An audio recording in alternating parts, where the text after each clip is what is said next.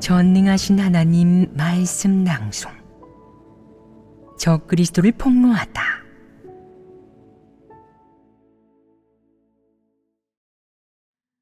제10조. 진리를 멸시하고 공공연하게 원칙을 위배하며 하나님 지배함대를 무시한다. 2. 역사 공부를 좀 하고 정치를 좀 아는 사람들 중 일부는 뽐내기 좋아하는 한편 이런 생각을 가지고 있다. 성육신 하나님에게는 하나님의 본질이 있고 진리가 있으셔. 그분은 하나님이 만물을 주재하신다는 이 모든 사실을 잘 알고 그 안에 담긴 자세한 내용을 알고 계시지. 그렇다면 내가 정치를 알고 역사를 아는 것이 그분의 필요에 영합할 수 있지 않을까? 이 모든 일에 대한 그분의 호기심에 영합할 수 있지 않을까? 분명히 말하지만 틀렸다. 내가 제일 반감을 느끼는 것이 정치이고 두 번째로 반감을 느끼는 것이 역사다. 내가 역사 얘기를 할 때 유머러스한 것이나 줄거리가 약간 있는 것이나 혹은 잡담을 나누면서 시간을 때우는 건 좋다. 하지만 그런 얘기나 그런 일을 진지한 일로 생각해서 나에게 얘기하면서 환심을 사고 줄을 대려 한다면 너는 틀렸다. 나는 그런 건 전혀 듣고 싶지 않다. 어떤 사람들은 이렇게 오해한다. 당신이 진리를 교제하고 사람들과 예배 모임을 갖는 것은 부득이한 일이지만 사실 당신이 속으로 가장 좋아하시는 건 세상의 대혼란입니다. 당신은 세상이 잠잠할까 걱정이시겠죠. 재난이 닥치면 뒤에서 뚫듯이 기뻐하시고 폭죽을 터뜨리며 축하하실지도 모르죠. 분명히 말하지만 그런 적은 없다. 설령 큰 붉은 용이 멸망하고 무너졌다고 해도 나는 여전히 그대로이다. 어떤 사람은 말한다.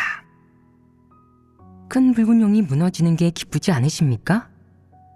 큰 붉은 용이 멸망하고 징벌받으면 당신은 폭죽을 터뜨려야 하지 않습니까?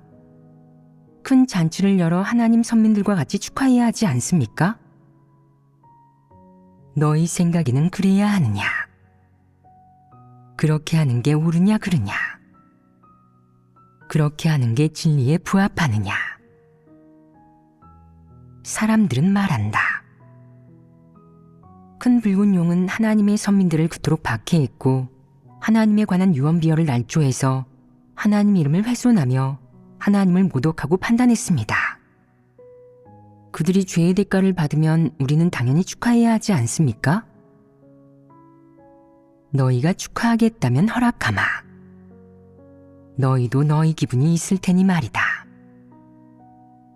너희가 기뻐서 3일 밤낮을 잠도 자지 않고 다같이 하나님 말씀을 읽고 찬양을 부르고 율동을 하면서 하나님 공의를 찬미한다면 하나님이 드디어 큰 붉은 용이란 원수를 멸하고 발 아래 두었으니 하나님 선민들도 다시는 그들에게 박해와 고문을 받지 않아도 되고 집을 놔두고 바깥을 전전하지 않아도 되고 드디어 집으로 돌아가 가족들과 재회할 수 있게 되었다고 기뻐한다면 너희들의 심정은 이해할 수 있다. 너희가 이렇게 축하하고 긴장을 푼다면 나도 동의할 수 있다. 하지만 나는 내가 해야 할 일을 하지 그렇게는 하지 않을 것이다. 어떤 사람은 말한다. 어쩜 그런 태도를 보이십니까? 사람 마음에 찬물을 끼얹는 것이 아닙니까? 당신은 어떻게 피 끓는 감정도 없으십니까? 제일 중요한 순간 당신이 그 자리에 안 계시면 저희가 어떻게 축하하겠습니까? 축하하는 일 자체는 잘못이 아니다. 하지만 우리가 명확히 교제해야 할 게 하나 있다. 큰 붉은 용이 징벌받고 하나님이 그들을 멸했다면 전부터 하나님 선민들을 온전케 하기 위해 봉사하던 마왕이 멸망하고 제거되었다면 하나님 선민의 분량은 어떻게 되겠느냐? 진리를 얼마나 깨닫게 되었겠느냐? 만약 너희가 모두 본분이행에 합격하고 모두 합당한 자격을 갖춘 피조물이 되어 하나님을 경외하며 악에서 떠날 수 있다면, 모두가 욥과 베드로의 분량을 갖추게 되고 모두가 구원받은 사람이 된다면 그때가 정말 기뻐하고 축하해야 할 순간이니 축하할 가치가 있다. 하지만 만약 어느 날 큰 붉은 용이 무너졌는데 너희의 분량은 충심으로 본분을 이행하는 수준에 이르지 못하고 하나님에게도 경외심이 없고 악에서도 떠나지 못하고 욥과 베드로의 분량에도 한참 못 미치고 하나님의 주제에 여전히 진실된 순종이 없어서 합당한 자격을 갖춘 피조물이라고 할 수 없다면 너희가 기뻐할 게 뭐가 있느냐? 이것은 헛된 즐거움에 빠진 것이 아니냐? 그렇게 축하하는 것은 의미도 가치도 없다. 어떤 사람들은 말한다. 큰 붉은 용이 그토록 저희를 박해했는데 저희가 그들을 미워하는 것은 괜찮겠죠? 저희가 그들의 본질을 인식하는 것은 괜찮겠죠? 저들이 그토록 저희를 박해했는데 그들의 멸망에 우리가 기뻐하면 왜 안 되는 겁니까? 기뻐해도 되고 기분을 표현해도 된다. 그런데 너희가 큰 붉은 용이 멸망하면 그것으로 하나님의 경륜이 끝나고 사람이 이미 구원받았다고 생각하고 큰 붉은 용이 멸망할 때가 바로 하나님의 경륜이 끝나는 때이자 너희가 구원받고 온전케 되는 때라고 생각한다면 이런 인식은 잘못된 것이 아니냐? 그렇다면 지금 너희는 무엇을 인식하게 되었느냐? 하나님의 원수인 큰 붉은 용이 어디로 가고 어떻게 될지는 하나님의 일이며 너희가 성품 변화를 추구하고 구원받기를 추구하는 것과는 아무런 관계가 없다. 큰 붉은 용은 봉사하는 존재이자 부강물이다. 그들은 하나님이 배치한 것으로 그들이 어떻게 하는지, 하나님이 그들을 어떻게 이용해서 봉사하게 하는지는 하나님의 일이지 사람과는 관계가 없다. 그러니 내가 그들의 운명에 너무 관심을 가지고 그곳에 내 마음이 끌린다면 큰일이다. 그러면 문제가 된다. 하나님은 만물을 주재하는데 여기에는 큰 붉은 용, 일체의 마귀 사탄도 포함된다. 따라서 마귀 사탄이 어떤 일을 하고 그들이 어떻게 되는지는 내 생명 진입, 성품 변화와 눈꽃만큼도 관계가 없다. 너와 관계 있는 것은 무엇이냐? 그들이 하나님을 대적하는 사악하고 흉악한 본질은 내가 인식해야 할 것이고, 그들이 하나님과 맞서고 하나님의 원수라는 이 본질은 내가 인식해야 할 것이다. 그 밖에 하나님이 그들에게 어떤 재난을 내리고 하나님이 그들의 운명을 어떻게 배치할지는 너와 관계가 없고 내가 알아도 소용이 없다. 그 이유는 무엇이냐? 내가 알더라도 하나님이 왜 그렇게 하는지를 인식할 수 없기 때문이다. 내가 보더라도 하나님이 대체 왜 그렇게 하려는지를 알 수 없고 그 안에 담긴 진리가 무엇인지도 너는 꿰뚫어 볼 수 없다. 이 주제는 간단히 여기까지만 얘기하겠다. 적그리스도가 환심을 사고 아첨하고 비위를 맞춰 좋은 말을 하는 모습은 보통의 폐괴된 인간에게도 당연히 표출된다. 그런데 적그리스도가 보통의 폐괴된 인간과 다른 점이 무엇이냐?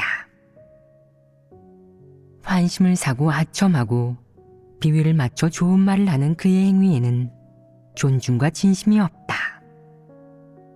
그는 성육신 하나님을 농락하고 시험하고 이용하려는 것이기 때문에 그런 행동이 나온다. 그에게는 자신만의 목적이 있다. 환심을 사고 아첨하고 비위를 맞춰 좋은 말을 함으로써 눈앞에 보이는 이 보통 사람을 농락하고 그리스도를 속이려 한다. 그럼으로써 그가 어떤 사람인지, 그에게 어떤 백의 성품이 있고 어떤 인격이 있고 어떤 본질이 있는지, 어떤 부류에 해당하는 사람인지 그리스도가 간파하지 못하게 만들려는 것이다. 속이려 하고 기만하려 한다. 그렇지 않으냐? 그렇다면 환심을 사고 아첨하고 비위를 맞춰 좋은 말을 할 때는 그 안에 진심으로 하는 말이 있느냐? 한마디도 없다. 적그리스도의 속셈과 목적은 기만하고 속이고 농락하려는 것이다. 이 방법들이 바로 적그리스도가 진리를 멸시하는 한 가지 본질이 아니겠느냐. 그가 생각하기에 보통 사람은 누구나 좋은 소리를 듣기 좋아하고 남들이 하첨하며 자기 앞에서 굽실대는 것을 좋아한다. 그러면 자기는 존재감이 생기고 또 자기 지위가 남보다 존귀하고 높아 보인다는 것이다. 정반대로 사람이 만약 그리스도 앞에서 무척 굽실거리면서 인격도 존엄성도 없는 모습을 보이고 말을 에둘러서 하고 늘 속이려 하고 사실을 숨기려 하고 꾸며내고 거짓된 모습으로 그리스도를 대한다면 그리스도는 내 체면을 세워주지 않을 뿐만 아니라 오히려 속으로 너를 싫어할 것이다. 어느 정도로 싫어하겠느냐? 하나님은 이 사람이 너무 역겹다고, 솔직한 말은 한마디 없이 그저 어떻게 하첨할지만 궁리한다고, 그런 자는 좋지 못한 인간이고 긍정적 인물이 아니라고, 믿을 수 없고 신뢰할 가치가 없는 사람이라고 할 것이다. 믿을 수 없고 신뢰할 가치가 없다는 건 이런 사람에게 내리는 정의다. 표면적으로는 이 두 마디로 정의하지만 실제로 이런 사람은 진리를 사랑하지 않고 진리를 얻지 못해서 구원받기 힘들다. 진리를 얻지 못해 구원받기 힘든 사람이 하나님을 믿는 의미와 가치는 어디에 있겠느냐? 만약 그가 방해하지 않고 교란하지 않는다면 하나님 집에서 그저 큰 붉은 용과 마찬가지로 부강물, 봉사하는 존재의 역할만 할 수 있을 뿐이다. 어떤 역할을 한다는 것은 무슨 뜻이냐? 임시적이고 할 수 있는 데까지 한다는 것이다. 수레를 끄는 사람이 수레가 뒤집어지지만 않으면 계속 끄는 것처럼 말이다. 어째서 그에게 역할을 맡게 하느냐? 이런 사람들은 진리를 추구하지 않기 때문이다. 그는 속으로 이렇게 진리를 멸시하고 무시하고 또 진리를 희롱하고 농락한다. 그렇다면 그의 말로는 분명 바울과 마찬가지로 끝까지 가지 못한다. 따라서 이런 사람들은 하나님 집에서 임시적인 봉사자 역할만 할 수 있을 뿐이다. 진정 진리를 추구하는 사람이 분별력이 자라고 인식이 생기도록 도와주는 한편 그 자신은 하나님 집에서 힘닿는 만큼 일하면서 봉사할 수 있을 때까지 봉사하는 것이다. 이런 사람들은 끝까지 갈 수 없기 때문이다. 어느 날 나는 외출했다가 아는 사람과 마주쳤다. 내가 말도 꺼내기 전에 그녀가 먼저 말했다. 정말 오랜만이에요. 여기서 매일 당신을 기다렸어요. 너무 뵙고 싶어서 안 되겠더라고요. 집에 가만히 있지 못해서 매일 오가는 사람들 속에서 당신을 찾았답니다. 나는 속으로 이 사람이 정신적으로 약간 문제가 있나 싶었다. 내가 보자고 했나? 여기서 매일 날 기다렸다고? 이왕 만났으니 본론을 얘기해야지. 내가 물었다. 요즘 어떠하냐? 그녀가 말했다. 말도 마세요. 지난번 만난 뒤로 계속 당신 생각만 했어요. 밥도 안 넘어가고 잠도 안 오고 언젠가 당신을 볼 수 있기만 바랐죠. 내가 말했다. 본론부터 얘기해라. 요즘 내적 상태는 어떠냐? 아주 좋아요. 괜찮아요. 너희 교회는 선거를 했느냐? 아니면 여전히 예전의 그 리더이냐? 아니요. 아무 개가 선출됐어요. 그 형제는 어떠냐? 그럭저럭 괜찮아요. 그럼 원래 교회 리더는 왜 교체되었느냐? 잘은 모르지만 그래도 괜찮았어요. 괜찮다고만 하지 말고 좀 자세히 말해보아라. 그 리더가 구체적인 사역을 하지 못했던 것이냐? 제가 볼 땐 괜찮았어요. 그럼 새로 선출된 리더는 인성이 어떠하냐? 진리에 대한 이해는 어떠냐? 구체적인 사역은 할 수 있느냐? 괜찮아요. 뭘 물어보든 무조건 괜찮다고만 하니 대화를 할 수가 없어서 나는 그 자리를 떠났다. 이 이야기는 어떠하냐? 이야기 제목을 뭐라고 하겠느냐? 괜찮아요입니다. 이 이야기는 괜찮다이다. 나는 많은 사람을 접하는데 그중 인성과 이성을 갖추고 말하는 사람이 매우 드물다. 진리 원칙에 부합하는 것은 더 말할 필요도 없다. 대부분이 입만 열면 거짓말, 험한 말, 틀린 말, 주제를 모르는 말만 떠들지 진실된 말은 한마디도 없다. 나는 네가 내뱉는 모든 말이 다 진리에 부합하고 진리 실제를 갖춰야 한다고 요구하는 게 아니다. 최소한 사람이 할 말을 하라는 것이다. 조금은 진심과 진정성을 보여야 한다. 그런 것조차 없다면 대화가 되겠느냐? 안 된다. 너는 늘 빈말이나 거짓말만 늘어놓고 일이 닥치면 온갖 거친 말, 틀린 말, 욕설, 주제 넘은 말을 내뱉고 해명하고 변명한 말을 해댄다. 그러면 함께 지낼 수 없고 교류할 수도 없지 않겠느냐. 많은 사람들이 하나님 말씀을 먹고 마시면서 그 말씀들은 오직 천상의 하나님과 관계되고 오직 하나님의 영과 관계되고 오직 사람이 볼 수도 만질 수도 없는 하나님과 관계된다고 생각한다. 그 하나님은 아주 멀리 있기 때문에 그분이 하는 말씀이어야 충분히 심오하고 진리라 할 수 있다는 것이다. 하지만 눈앞에 이 평범한 분, 눈에 보이고 말씀하는 음성도 들리는 이 사람은 진리와 하나님과 하나님의 본질과 크게 관련이 없다는 것이다. 그가 사람 눈에 보이고 사람과 너무 가까이 있고 사람의 마음과 육안에 아무런 충격도 주지 못하고 사람에게 신비하고 알 수 없는 호기심도 전혀 주지 못하기 때문이다.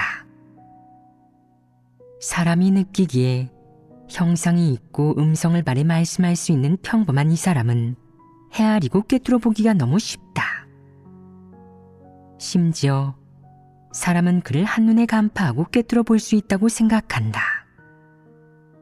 따라서 무의식적으로 사람을 대하는 방식으로 여느 지위와 권세가 있는 사람을 대하는 방식으로 그리스도를 대한다. 이것이 진리 원칙에 부합하느냐? 어떻게 그리스도를 지위 있고 권세 있는 폐괴된 인간과 같이 논할 수 있단 말이냐? 사람은 지위 있고 권세 있는 폐괴된 인간에게 잘 보이고 아첨하면 이익을 얻고 인정을 받을 수 있다. 폐괴된 인간은 모두 이런 걸 좋아해서 남들이 자신에게 잘 보이고 아첨하고 아부해 주기를 바란다. 그러면 본인은 신분이 고귀하고 남들보다 한층 높은 사람 같아 보이고 자신의 지위와 권세의 존재가 더욱 돋보인다고 생각한다. 하지만 하나님 본질이 있는 그리스도는 정작 그와 반대다.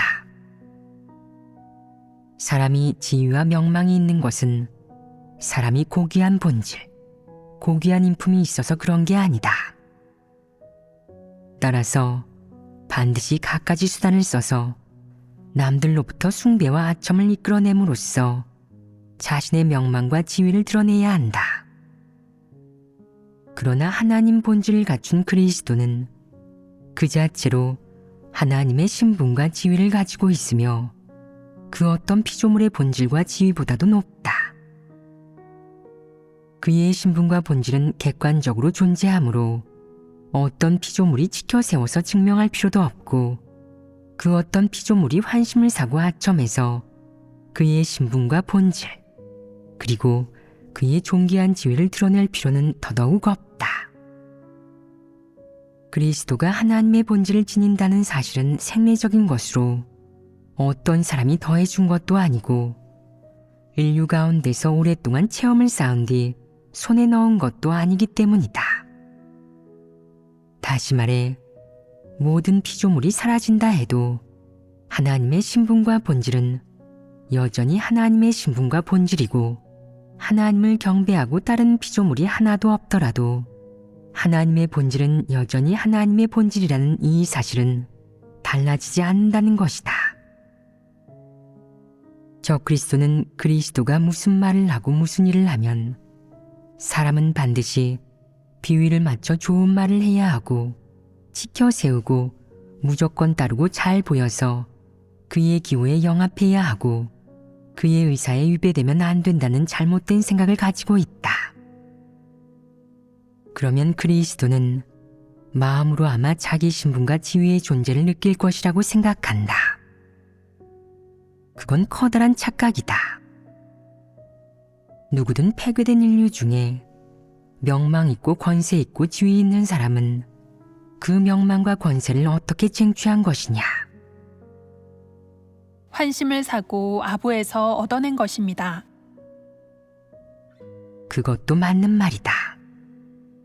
또한 주로 그가 사람들 사이에서 쟁취하고 노력하고 심지어 조작하여 얻어낸 것이고 또한 몇 가지 수단을 통해 얻어내고 빼앗은 것이다. 그것은 단지 명망에 불과하고 사람들 사이에서의 높은 지위, 높은 서열에 불과하다. 이 높은 명망과 높은 서열, 높은 지위 덕분에 그는 사람들 사이에서 출중한 사람이 되고 지도자가 되고 결정권이 있는 결정권자가 된다. 하지만 이 지위와 명망을 지닌 사람들 사이에서 높은 곳에 거할 수 있는 사람의 본질은 무엇이냐? 다른 사람들과 무슨 다른 점이 있겠느냐? 그의 신분과 본질은 그 어떤 평범한 폐괴된 인간과도 다르지 않다. 모두 사탄의 권력 아래에서 사탄에 의해 폐괴된 한 평범한 피조물로서 진리와 긍정적 사물을 배반할 수 있고 흑백을 전도하고 사실의 진상을 위배할 수 있고 악을 행할 수 있고 하나님을 대적할 수 있고 하늘을 어기고 하늘의 악담을 퍼부을 수 있다. 그의 진정한 신분과 본질은 바로 사탄에게 폐괴된 사람이고 하나님을 대적할 수 있는 사람이기에 그의 명망, 지위는 그저 허울에 지나지 않는다. 아주 지독하고 흉포하고 악독한 사람들, 지위와 명망을 위해서라면 사람을 죽일 수도 해를 가할 수도 있는 사람들이 높은 지위를 얻는다. 또한 술을 쓸 줄 알고 수단이 있고 음모를 꾸밀 줄 아는 그런 사람들이 다른 사람들을 이끄는 사람이 된다. 이런 사람들은 보통의 폐괴된 사람들보다 더 악독하고 흉포하고 사악하다. 사람들이 자신을 대하는 방식 중 그들이 좋아하는 방식은 오직 비위를 맞춰 좋은 말을 하고 아부하는 것, 환심을 사고 아첨하는 것이다. 네가 만약 그에게 진실을 말한다면 너는 목숨을 잃을 위험이 있다. 그런데 적그리스도는 인간 세상에서의 게임의 룰과 처세 철학을 하나님 집으로 들여와 그것을 그리스도와 함께 지내는 일에 응용한다. 그리스도가 입지를 굳히려 한다면 그건 분명 사람들이 환심을 사고 아첨을 하고 비위를 맞춰 좋은 말을 하는 것을 좋아할 것이라고 믿는다. 이는 은연중에 성육신 하나님을 폐괴된 인류 중의 일원으로 여기고 그를 대한 것이다. 이것이 바로 적그리스도의 방식이다. 따라서 적그리스도 부류의 사람들이 그리스도와 함께 지내는 일에서 나타내는 성품이 사악함이라는 사실에는 의심의 여지가 없다. 그들은 성품이 사악하고 사람의 생각을 넘겨짚고 추측하기를 좋아하고 눈치를 살피기 좋아하고 몇몇 수단이나 세인들이 사용하는 게임의 룰로 그리스도를 대하고 또한 그것을 그리스도와 함께 지내는 일에 적용하기를 좋아한다. 그들이 저지른 가장 심각한 잘못이 무엇이냐? 그들이 그렇게 행동하는 이유는 무엇이냐? 그 근원은 어디에 있느냐? 하나님이 성육신은 평범한 사람이라고 하면 적그리스도는 속으로 기뻐하며 말한다. 좋았어. 그럼 내가 당신을 보통 사람으로 대하는 일에 근거가 생겼군. 하나님이 성육신에게는 하나님의 본질이 있다고 하면 적그리스도는 이렇게 말한다. 하나님의 본질이 있다고? 왜 내 눈에는 안 보이지? 어디 있는 거지? 어떤 식으로 나타나지? 어떤 표출이 하나님의 본질이 있다는 게 증명이 되지? 나는 지위 있는 사람에게는 무조건 잘 보이고 아첨하지. 남의 환심을 사고 아첨하는 건 언제나 옳은 일이야. 언제까지라도 입지를 굳힐 수 있고 언제나 진심을 말하는 것보다 나아. 이것이 바로 적그리스도의 사악함이다. 적그리스도는 이렇게 진리를 믿지 않고 받아들이지 않고 그저 사탄 철학만을 의지하며 살아간다. 어떤 사람들은 말한다. 사람들은 다들 자기한테 잘 보이고 아첨하고 듣기 좋은 소리를 하는 사람을 좋아하는데 유독 하나님만 그런 부류 사람들을 안 좋아하시죠. 그럼 하나님은 대체 어떤 사람을 좋아하십니까? 사람이 하나님과 어떻게 함께 지내야 하나님이 좋아하시나요? 너희는 알고 있느냐? 하나님은 정직한 사람을 좋아하고 사람이 하나님에게 속마음을 털어놓는 것을 좋아하고 마음을 터놓고 하나님과 교제하는 것을 좋아합니다. 간사를 부리지 말아야죠. 또 있느냐? 하나님을 경외하는 마음을 가지고 하나님 말씀을 듣고 받아들일 수 있어야 합니다. 마음이 하나님 집을 향하고 하나님과 같은 마음이어야 합니다. 너희는 모두 정직한 사람이 되기 위해 실행해야 할 몇 가지를 얘기했다. 정직한 사람이 되는 것은 하나님이 사람에게 요구하는 바이고 사람이 반드시 실행해야 하는 진리다. 그렇다면 사람이 하나님과 함께 지낼 때는 어떤 원칙들을 준수해야 하겠느냐? 서로 진솔하게 대하는 것. 이것이 사람이 하나님과 함께 할 때 마땅히 지켜야 할 원칙이다. 환심을 사고 아첨하는 이방인들의 행위를 신봉하지 마라. 하나님은 사람이 아첨하고 맞춰주는 것을 필요로 하지 않는다. 진솔하게 대하면 된다. 진솔하게 대한다는 것이 무슨 의미겠느냐? 어떻게 실행해야겠느냐? 포장하지도 감추지도 숨기지도 가리지도 않으면서 하나님께 단순하게 마음을 열어야 하며 거리낌이 없고 그릇된 심보나 심술도 없이 정직한 마음으로 하나님을 마주해야 합니다. 그렇다. 진솔하게 대하려면 먼저 마음속에서 개인적인 바람을 내려놓아야 한다. 하나님이 너를 어떻게 대하든 상관하지 않고 내가 마음을 활짝 열고 하나님에게 솔직하게 털어놓으며 마음속으로 하고 싶은 말을 해야 한다. 내가 한 말이 어떤 결과가 생길지에 대해서는 생각할 필요도 고려할 필요도 없다. 생각한 것을 바로 말하되 속셈을 갖지 말고 어떤 목적을 이루기 위해 말하지도 말아야 한다. 사람은 자신의 뜻이나 불순물이 너무 많으며 말을 할 때 늘 잔머리를 굴리며 이렇게 생각한다. 어떤 일은 말하고 어떤 일은 말하지 말아야겠다. 골라서 말해야지. 나한테 유리하고 내 결점을 가릴 수 있으며 또한 하나님께 좋은 인상을 남길 수 있는 방식으로 말해야겠어. 이는 속셈이 있는 것 아니겠느냐. 말하기 전에 마음속에는 온통 나쁜 생각뿐이며 하고 싶은 말을 몇 번이나 가공했다.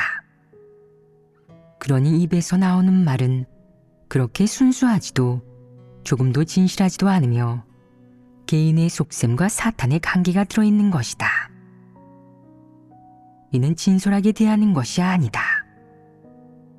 이는 꿍꿍이나 불량한 저의를 갖고 있는 것이다. 이 밖에 말을 할 때 늘 다른 사람의 안색을 살피고 눈치를 보는데 안색이 좋아 보이면 계속 말을 하고 안색이 안 좋아 보이면 참고 말하지 않는다. 상대의 눈빛이 좋지 않아 어떤 말을 듣고 싶어 하지 않는 것 같으면 그럼 당신이 관심을 보이고 즐거워하고 좋아하는 말을 해야겠다. 나한테 호감도 가질 수 있도록 말이야. 라고 생각한다. 이것이 진솔하게 대하는 것이겠느냐? 아니다.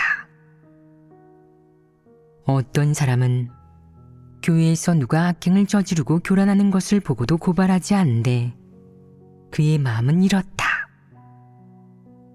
이 일을 내가 미리 보고하면 아마 미움을 살 거야. 만일 잘못 보고했다가는 책망도 받아야 해. 다른 사람이 먼저 보고하고 나서 나도 사람들을 따라 같이 보고하면 설사 잘못 보고해도 큰 문제가 되지 않을 거야. 여럿이 잘못하면 죄가 아니잖아.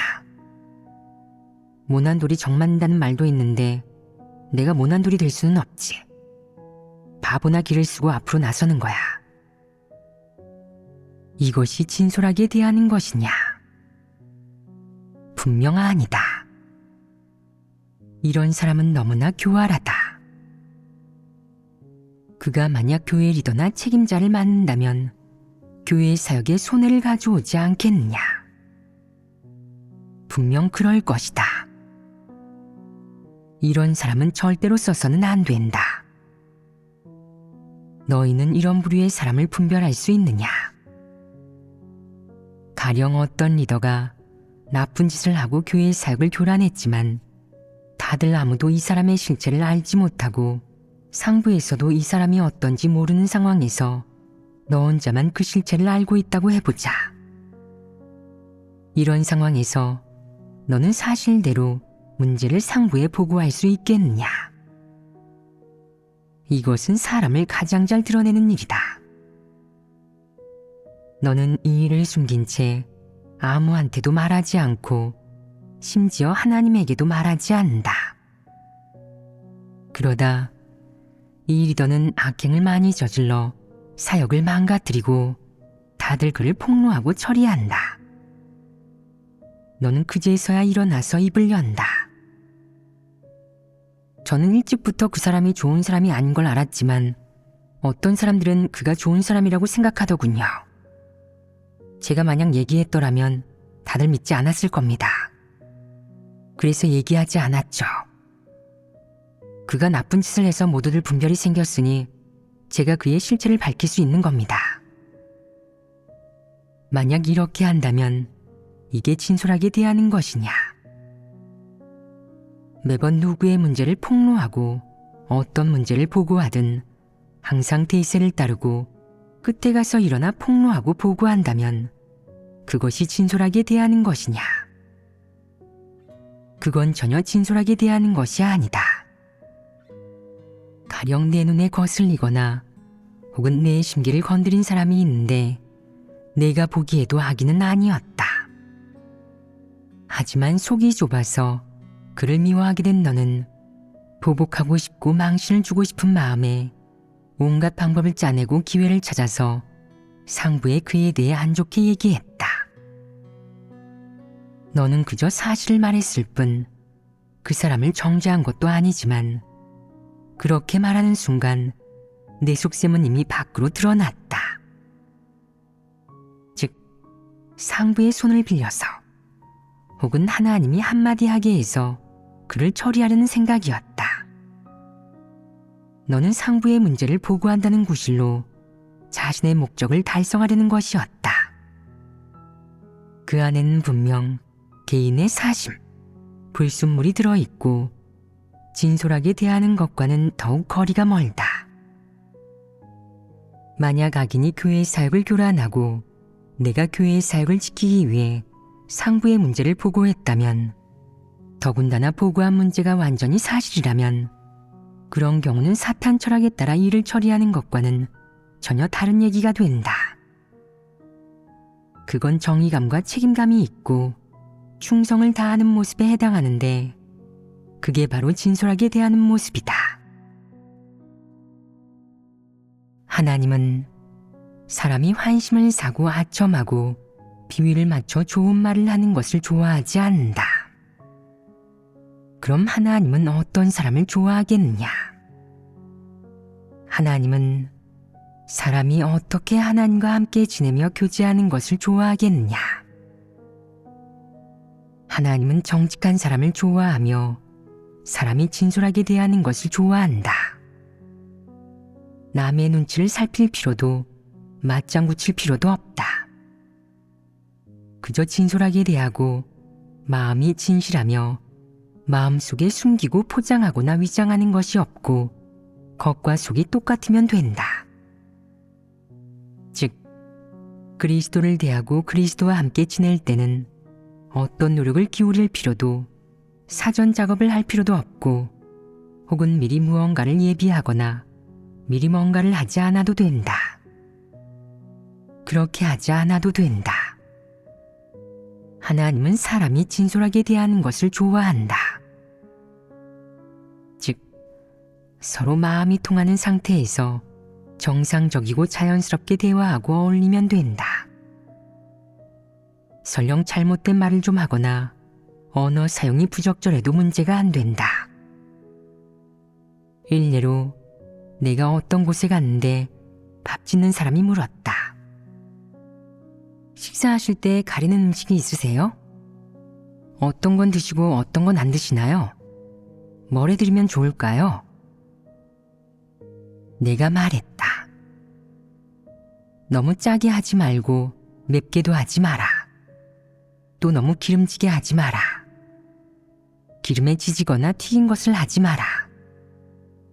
주식은 밥이나 면 다 괜찮다. 이 말이 심오하냐?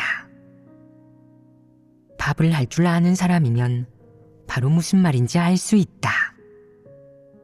추측하거나 고민할 필요도 없고 자세히 알려주거나 설명해주지 않아도 된다. 음식을 만들어 본 경험에 따라 만들면 되는 아주 간단한 일이다. 하지만 사람은 가장 간단한 일도 못한다. 폐괴의 성품이 있고 사심이 있기 때문이다. 너무 기름지지 않게 해달라고 했는데 음식을 만들 때 채소 한 움큼을 기름 한 국자를 넣고 볶았다. 채소를 거의 튀겨내다시피 해서 한 입만 먹어도 느끼했다. 너무 짜지 않게 해달라고 했더니 소금을 넣는 둥 마는 둥 해서 간이 거의 안 됐다. 기름은 잔뜩 넣고 간은 안 됐는데 식욕이 생기겠느냐. 그만한 일도 제대로 못했으면서 그는 이렇게 말했다. 하나님 뜻은 헤아리기가 어려워요. 하나님이 하신 말씀은 구구절절 진리여서 사람이 실행하기가 쉽지 않죠. 실행하기 쉽지 않다니 그게 무슨 소리냐. 실행하기 쉽지 않은 게 아니라 실행하지 않는 것이다. 너는 사심이 너무 커서 늘 자신의 생각과 불순물을 가지고 있다. 늘 자기 뜻대로 일을 처리하려 하고 무엇이든 자기 입맛대로 하려 한다. 나는 말했다. 음식을 할 때 맵게 하지 마라. 너희들이 매운 음식을 좋아하면 나는 따로 안 맵게 해주거라. 그는 음식을 할 때 기어이 매운 걸 만들어서 자기가 맛있게 먹었다. 내가 말했다. 음식은 맵지 않게 해달라고 했는데 왜 맵게 했느냐? 이건 맵게 해야 해요. 안 매우면 맛도 없고 밍밍해요. 이건 어떤 인간이냐? 좋은 마음이 있느냐 없느냐? 또 어떤 사람은 고기를 좋아했다. 내가 고기를 좋아하면 내건 고기를 많이 넣어서 만들어라. 내건 고기를 좀 덜 넣거나 아니면 아예 채소만 넣고 볶아도 된다. 그는 내 말에 흔쾌히 알았다고 해놓고서는 정작 음식을 할 때는 손이 말을 안 들었는지 큼직큼직한 고기를 프라이팬에 넣고 거기다 고추까지 넣는다. 안 그래도 기름진 고기를 튀기기까지 해서 자기가 좋아하는 강한 맛으로 만든다.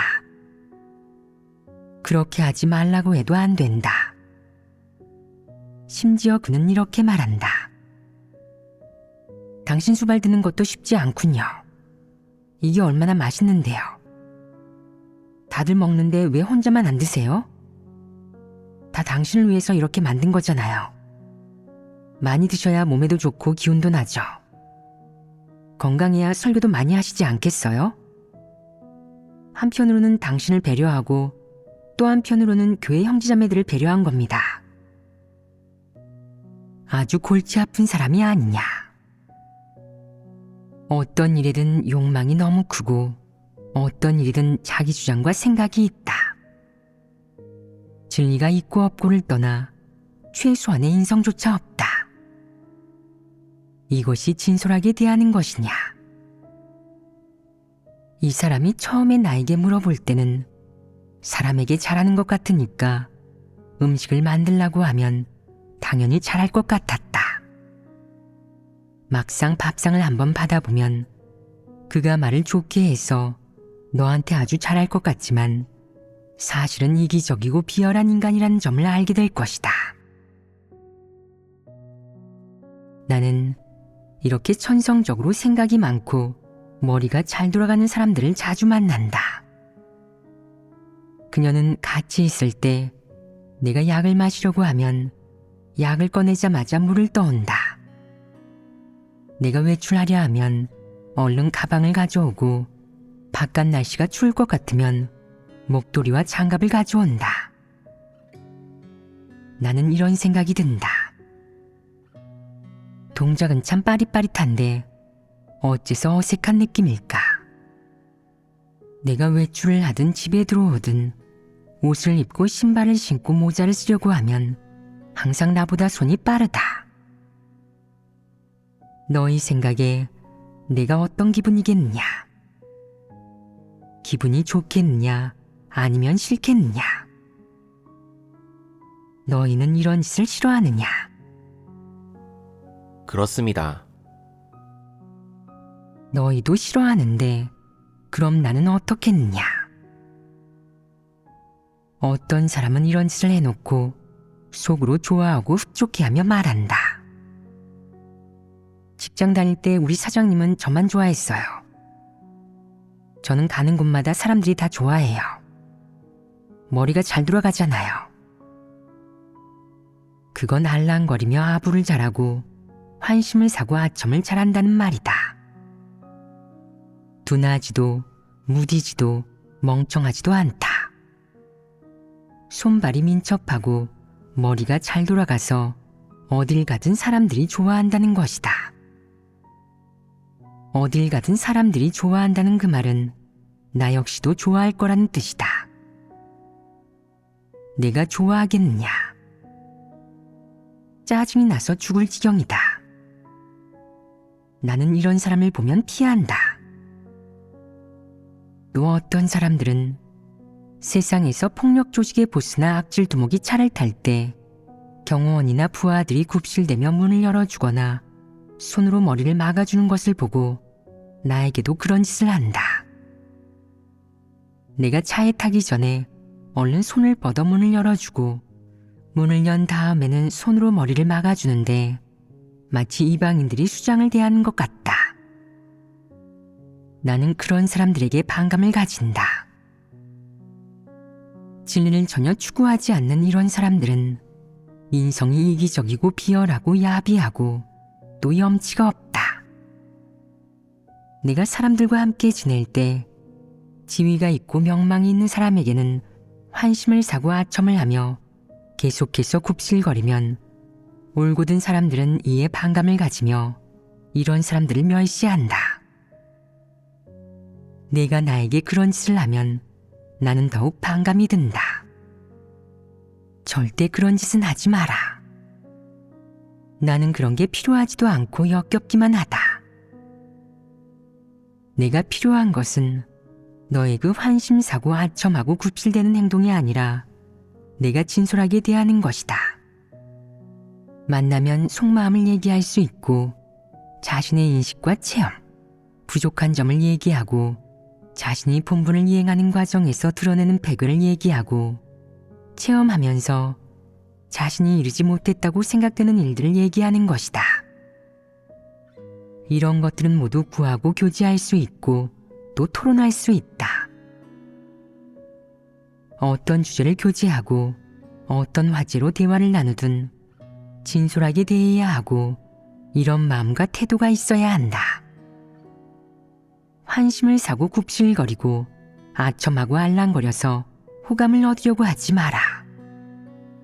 이런 건 전혀 소용이 없다. 오히려 그렇게 하면 아무런 이익도 얻을 수 없을 뿐만 아니라 크게 망신당하고 창피를 당할 것이다. 그리스도를 대할 때 진솔하게 대할 수 없다면 그런 사람은 어떤 사람이냐? 너는 사람을 대할 때 진솔하게 대하면 사람들이 너의 실제 내막을 알고 너를 해할까 두렵고 사람들이 너를 함정에 빠뜨리고 속일까 두렵고 사람들이 너를 이용하거나 비웃고 멸시할까 두렵다. 그렇다면 그리스도와 진솔하게 마주할 때 너는 무엇이 두려우냐? 만약 내가 속으로 두렵다면 이것은 문제다. 만약 내가 진솔하게 대하지 못한다면 이것도 너의 문제다. 이것은 내가 진리를 추구해서 달라져야 할 부분이다. 만약 내가 속으로 내 앞에 이 사람이 내가 믿는 하나님, 내가 따르는 하나님이라고 믿고 인정한다면 환심을 사고 아첨을 하고 비위를 맞춰 좋은 말을 하는 방식으로 그와 함께 지낼 게 아니라 진솔하게 대하고 속마음을 얘기하고 실제 사정을 얘기하는 것이 가장 좋다. 말할 때 꾸미거나 속이거나 숨기지 말고 수단을 부리거나 음모를 꾸미지 않도록 해라. 이것이 그리스도와 함께 지내는 가장 좋은 방식이다.